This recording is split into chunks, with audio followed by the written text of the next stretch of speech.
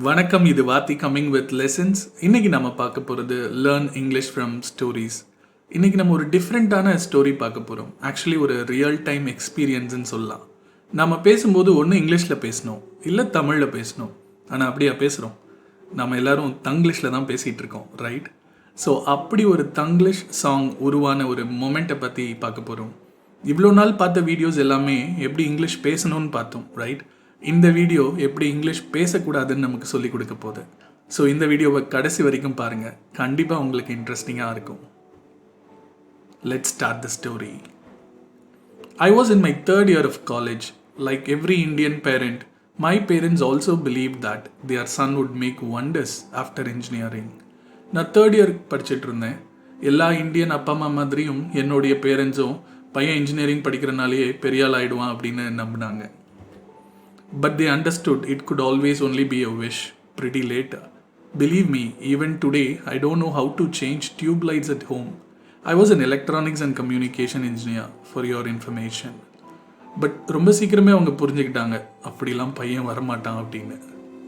நீங்கள் நம்பினாலும் நம்பாட்டியும் இன்றைக்கும் என் வீட்டில் டியூப் லைட் ஃபியூஸ் போனால் கூட எனக்கு மாற்ற தெரியாது. நான் ஒரு எலக்ட்ரானிக்ஸ் அண்ட் கம்யூனிகேஷன் கிராஜுவேட். சொன்னால் நம்புவீங்களா? Like everyone else in India, even I did engineering because I didn't have anything better to do. இந்தியாவில் இன்ஜினியரிங் படித்த ஸ்டூடெண்ட்ஸ் இல்லை படிச்சுட்டு இருக்கிற ஸ்டூடெண்ட்ஸ் கிட்ட போய் கேளுங்களேன், ஏன் இன்ஜினியரிங் படிக்கிறீங்கன்னு. அவங்க சொல்கிற பதில் இதுதான், தெரியாது, அது ஒன்று தான் எங்களுக்கு இருக்கிற ஒரே choice. But if you really want to enjoy life, I assure you that engineering would be the best choice. 4 வருஷம் லைஃப்பை என்ஜாய் பண்ணணுன்னா கண்டிப்பாக இன்ஜினியரிங் தான் best choice. Even though I wasn't much interested on my subjects, I cleared all the papers without any arrears because for me all exams were only English exams. I hope you understand what I mean. எனக்கு பெரிய interest இல்லாட்டியும் எந்த பேப்பர்லேயும் அரியர்ஸ்லாம் வச்சதில்லை. அவ்வளோ மக்கு பையெல்லாம் கிடையாது. ஏன்னா என்னை பொறுத்த வரைக்கும் எல்லா எக்ஸாமுமே இங்கிலீஷ் எக்ஸாம் மாதிரி தான். கதை எழுதுகிற மன்னன் நான். Filling up all the pages in your answer sheet was more than enough to get your exams cleared. 40 பேஜை ஃபில் பண்ணி வச்சாலே எக்ஸாம்ஸ் கிளியர் பண்ணிடலாம், அவ்வளோ டஃப் எல்லாம் கிடையாது. But I participated in all kinds of inter college events. Whatever opportunities I got, I tried and utilised them effectively. காலேஜுக்குள்ளே உட்கார்றது தான் எனக்கு பிடிக்கல. I wanted to be an outstanding student. காலேஜுக்கு வெளியில் சுற்றுறது ரொம்ப பிடிச்சிருந்தது. ஸோ எந்த இன்டர் காலேஜ் இவெண்ட் வந்தாலும், அது ரொம்ப சின்ன இவெண்ட்டாக இருந்தாலும் அங்கே நான் இருப்பேன். Winning wasn't my deal. The pleasure of participating and the kind of confidence I got standing on a stage gave me a different level of self-confidence. Winning பற்றி நான் கவலைப்பட்டதே கிடையாது.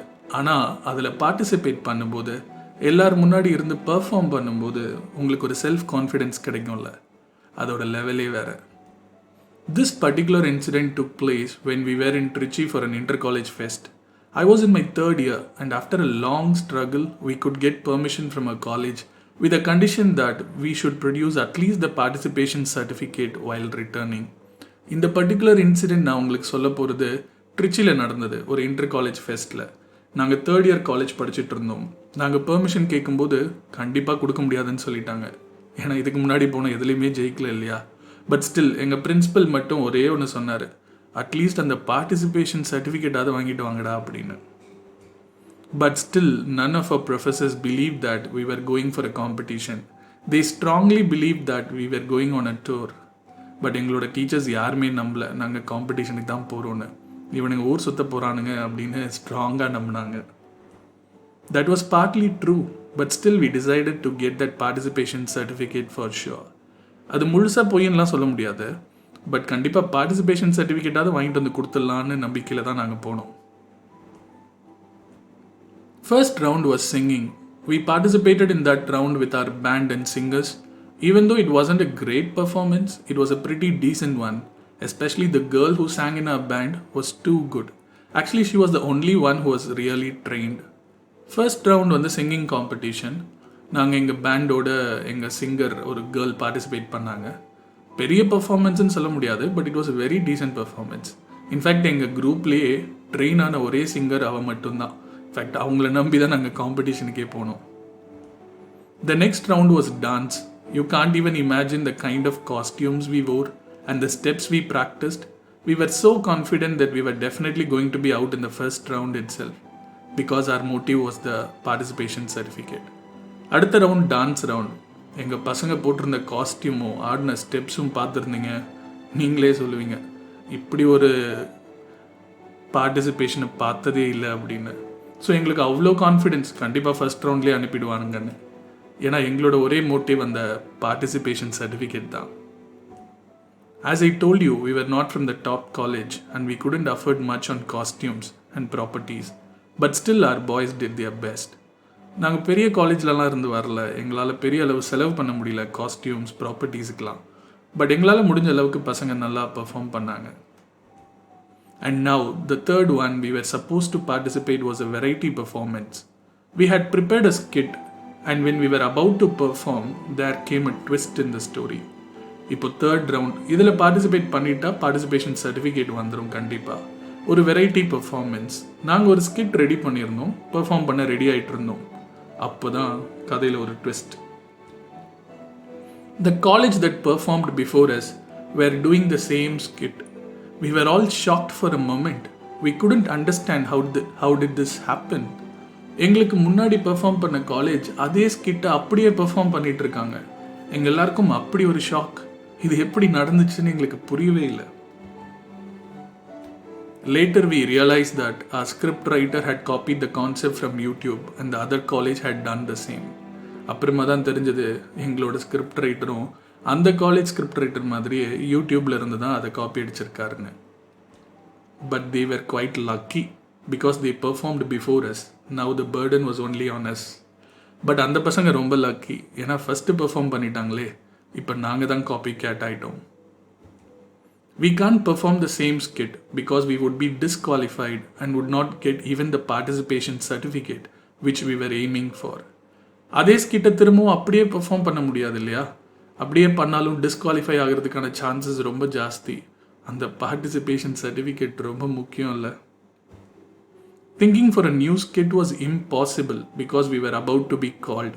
We can't imagine how would our college react if we go and tell them we didn't participate as we both copied the same script from YouTube. திரும்ப ஒரு புது கான்செப்டை யோசிக்கிறதெல்லாம் சான்ஸே இல்லை.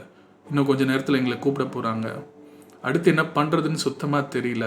திருப்பி போய் காலேஜில் இந்த காரணத்தை சொன்னோன்னா அவங்க ரியாக்ஷன் எப்படி இருக்கும் நீங்களே யோசிச்சு பாருங்கள். We had no idea how to handle the situation. We were all about to give up. In every gang there would be a guy who would motivate everyone but wouldn't do anything from his side.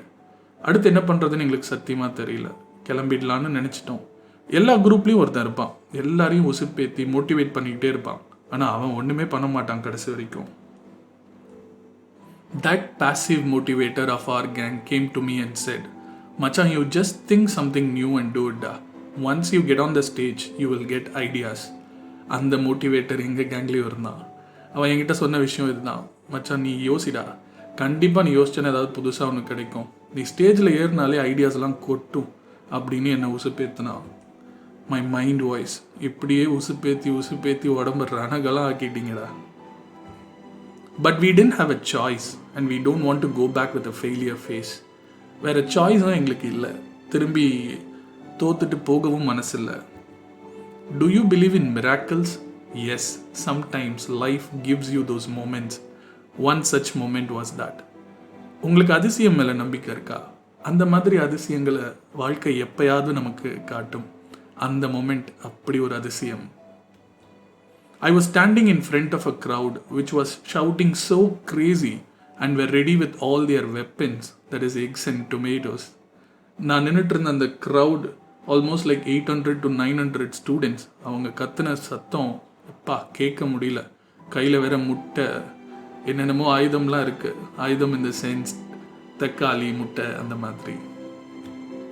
If we were able to get down without smashed eggs and tomatoes on our face, we thought that would be a victory in our life. You could imagine the pressure we had running in our head. இந்த ஸ்டேஜில் இருந்து அடி வாங்காமல் நாங்கள் கீழே இறங்கிட்டாலே அது ஜெயிச்சிட்ட மாதிரி தான். அது ஒன்று மட்டும் தான் எங்கள் மைண்டில் ஓடிட்டு இருந்துச்சு. நீங்களே இமேஜின் பண்ணலாம் எப்படி ஒரு ப்ரெஷர் இருந்திருக்கும்னு. But still, bringing all the confidence inside me, I was thinking what to do. There came an idea. இருந்தாலும் நானே என்னை தேத்திக்கிட்டு என்ன பண்ணலான்னு யோசிச்சுட்டு இருந்தேன். அந்த மொமெண்ட்டில் ஒரு ஐடியா வந்துச்சு. I just went to my friends and told them about the idea I got. On looking at their faces, I was pretty confident that no one had even 0.5% hope on me and the idea I told them. நேராக போய் என் friends கிட்ட சொன்னேன், இப்படி ஒரு idea வந்திருக்கு, என்ன பண்ணலான்னு. அவனுங்க மூஞ்ச பார்த்த உடனே எனக்கு நல்லா புரிஞ்சிடுச்சு. 0.5% கூட அவனுங்களுக்கு என் மேலேயும் என் ஐடியா மேலேயும் நம்பிக்கை இல்லை. But they didn't have a choice. They just said, மச்சான், whatever you say, we would follow. Yes, everyone needs a பலியாடு, ரைட்? பட் அவங்களுக்கும் வேறு சாய்ஸ் இல்லை. நீ என்ன சொல்கிறியோ நாங்கள் ஃபாலோ பண்ணுறோன்னு சொன்னாங்க. ஏன்னா பலியாடு நாம தானே. I tried to announce in the crowd about our situation, but no one was ready to listen. They are screaming toward our ears. We had only two choices, either give a try or run away from the stage. நான் ஸ்டேஜில் announce பண்ண try பண்ணேன், இந்த மாதிரி நடந்துடுச்சுன்னு. ஆனால் கேட்குற மூடில் தான் யாருமே இல்லை. அவங்க கத்துனது எங்கள் காது கிழிச்சது. ரெண்டே சாய்ஸ் தான், ஒன்று ட்ரை பண்ணி பார்த்தனோ, இல்லை இறங்கி ஓடி போயிடணும். We gathered some confidence and I made an announcement. Unfortunately, the skit we prepared was already performed by someone, so we are going to try something new. But இருந்தாலும் நான் கொஞ்சம் கான்ஃபிடென்ட்டெல்லாம் வர வச்சுக்கிட்டு ஸ்டேஜில் அனௌன்ஸ் பண்ணேன், நாங்கள் ப்ரிப்பேர் பண்ண ஸ்கிட்டை ஆல்ரெடி ஒருத்தங்க பெர்ஃபார்ம் பண்ணிட்டாங்க தெரியாமல், இப்போ நாங்கள் ஏதாவது புதுசாக ட்ரை பண்ணலான் இருக்கோம் அப்படின்னு. Here you go. We got the first tomato from the crowd, smashing the guy who was in my left. தோ வந்துருச்சு முதல் தக்காளி. நல்ல வேலை நான் தப்பிச்சேன், எனக்கு லெஃப்டில் நின்றுட்டு இருந்த பையன் மேலே பட்டுடுச்சு. As we had nothing left to lose, I asked the girl who was the only singer in the gang to be ready. இதுக்கு மேலே இழக்கிறதுக்கு ஒன்றும் இல்லை, ட்ரை பண்ணி பார்த்துட வேண்டியதான் முடிவு பண்ணியாச்சு. என் கேங்கில் இருந்த அந்த பொண்ணுக்கிட்ட சொன்னேன், ரெடியாக இருமா, உன்னை நம்பி தான் இறங்க போகிறேன் அப்படின்னு. And the idea was, we decided to translate a Tamil song to English instantly. This incident happened long before why this கொலவெறி came up. அந்த ஐடியா என்னன்னு சொல்லவே இல்லைல்ல, ஒரு தமிழ் சாங்கை அந்த பொண்ணு பாட இன்ஸ்டண்ட்டாக இங்கிலீஷில் ட்ரான்ஸ்லேட் பண்ணலான்னு முடிவு பண்ணியிருந்தோம். நான் சொல்கிறது why this கொலவெறிலாம் ஃபேமஸ் ஆகிறதுக்கு முன்னாடி. We selected a simple Raja Sir song so that it would be easy for me to translate. I had never tried singing before, but still I didn't have any other choice. ஒரு சிம்பிளான ராஜா sir song select பண்ணியிருந்தோம், ஏன்னா translate பண்ண ஈஸியாக இருக்கணும்.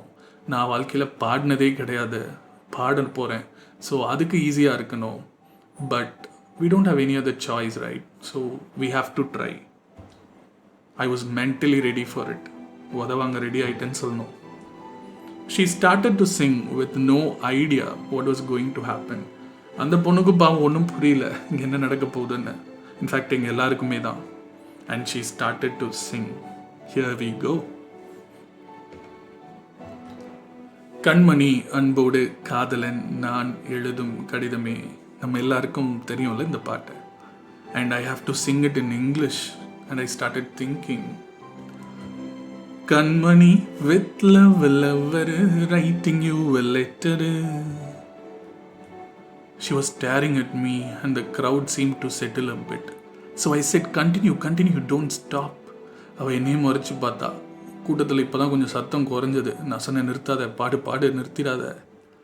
பொன்மணி உன் வீட்டில் சௌக்கியமா, நான் இங்கே சௌக்கியமே. Again I have to translate. Ponmani I'm fine here தான், are you fine there தான். உன்னை எண்ணி பார்க்கையில் கவிதை கொட்டுது. When I think about you, letters falling. அதை எழுத நினைக்கையில் வார்த்தை முட்டுது. If I write about you, letters stopping. Aha Kanmani with love lover writing you a letter. Ponmani I'm fine here தான், are you fine there தான். When I think about you, letters falling. If I write about you, letters stopping. Now she seemed to be overconfident on me and she started singing the charanam and all. ஓரளவுக்கு அவளுக்கு என் மேலே confidence வந்துடுச்சு, ஏதோ பண்ணுறான் அப்படின்னு. அவள் சரணத்தில் பூந்து பெரிய பெரிய லைனாக பாட ஆரம்பிச்சிட்டா. என்ன காயமான போதும் என் மேனி தாங்கிக் கொள்ளும் முந்தன் மேனி தாங்காது செந்தேனே. நான் யோசிச்சுட்டு இருக்கேன், காயம்னா ஹர்ட்டு, மாயம்னா மேஜிக், ஐயோ இது எப்படா மாத்துறது அப்படின்னு. Here we go. Whatever hurt I get gets cured soon. What's the magic? I don't know, I don't know. எந்தன் காதல் என்னவென்று சொல்லாமல் ஏங்க ஏங்க அழுகை வந்தது. What my love is, I can't say you, so my eyes start crying. எந்தன் சோகம் உன்னை தாக்கும் என்றென்னும் போது வந்த அழுகை நின்றது. If I cry, you may also cry, so my eyes stop crying. மனிதர் உணர்ந்து கொள்ள இது மனித காதல் அல்ல. Human understand, it's not a normal love. அதையும் தாண்டி புனிதமானது. More than all, it's divine one தான். And the final touch as well. அபிராமியே, I am your பாதியே, அதுவும் உனக்கு தெரியுமா? சிவகாமியே, you are my சாமியே, அதுவும் உனக்கு புரியுமா? சுபலாலி லாலியே லாலி லாலியே, அபிராமி லாலியே லாலி லாலியே. The auditorium went crazy. I could still feel that moment while narrating it to you. அன்னைக்கு இருந்த அந்த சிரிப்பு சத்தம், அவங்க என்ஜாய் பண்ண விதம் இன்னைக்கு நினைக்கும் போதும் I can't explain in words. So இந்த எக்ஸ்பீரியன்ஸ், இந்த ஸ்டோரி, இதில் இருந்து நாம் இன்னைக்கு கற்றுக்க வேண்டிய பாயிண்ட் என்ன அப்படின்னா இதுதான். இந்தியனிசம். What is Indianism? இந்தியாவில் இருக்கிற ப்ராடக்ட்ஸ் வாங்கணும் அப்படிலாம் எந்த சம்மந்தமும் கிடையாது. இந்தியனிசம் இஸ் சம்திங் நம்மளோட மதர் டங்கில் இருந்து டிரான்ஸ்லேட் பண்ணி இங்கிலீஷில் பேசுறது, மதர் டங் இன்ஃப்ளூயன்ஸோட இங்கிலீஷ் பேசுறது. That's called Indianism. ஸோ நீங்கள் ஒரு விஷயத்தை யோசிக்கும் போது மதர் டங்கில் யோசித்து இங்கிலீஷில் டிரான்ஸ்லேட் பண்ணக்கூடாது. ஃபார் எக்ஸாம்பிள், நாளைக்கு பீச்சுக்கு போகலாமான்னு கேட்கணும். எப்படி கேட்போம்? We go to beach tomorrow, இப்படி தானே கேட்குறோம். பட் ஆக்சுவலி எப்படி கேட்கணும்? Shall we go to beach tomorrow? That's the difference, right? So please start thinking in English. That's the lesson for the day. Thank you so much for watching this video. Please subscribe our channel for more interesting lessons.